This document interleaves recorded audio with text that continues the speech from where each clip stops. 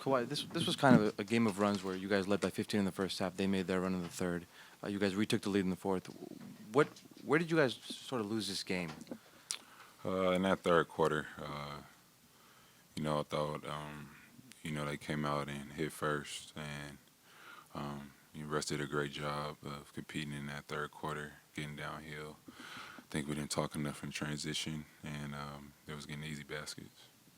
Quite obviously, you guys have had a pretty good track record this year of closing out games. Doc mentioned the composure that not being there tonight. What did you kind of see late in the fourth quarter that was maybe a little different than what you've seen in previous games? Just missed shots. Some of our players was out. Lou got kicked out. Pavy got kicked out, and that's pretty much it. We didn't read them too well on the defensive end when they were on the defensive end. Was there anything specific in that second half you saw that made it so difficult to score for you guys? Just wasn't. We didn't have no pace really. Just coming down, one dribble shots. Really didn't run no offense. Just very slow. Kawhi, what are your takeaways from these three matchups against the Rockets and what it might mean moving forward?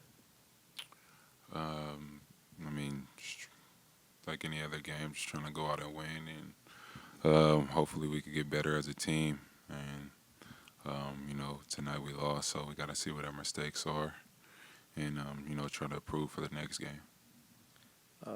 With Doc pointed out that some of the offense stalled in the fourth quarter, and with Lou out, with Pat out, does some of that fall on your shoulders to play make more for some of the other guys?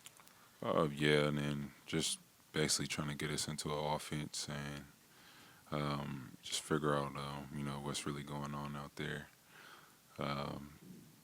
Kind of put our heads down a little bit too early, but we just got to keep pushing. We'll figure it out. Why, when ejections and players are kicked out like that and play stops, does that affect your pace, your continuity? Yeah, for sure.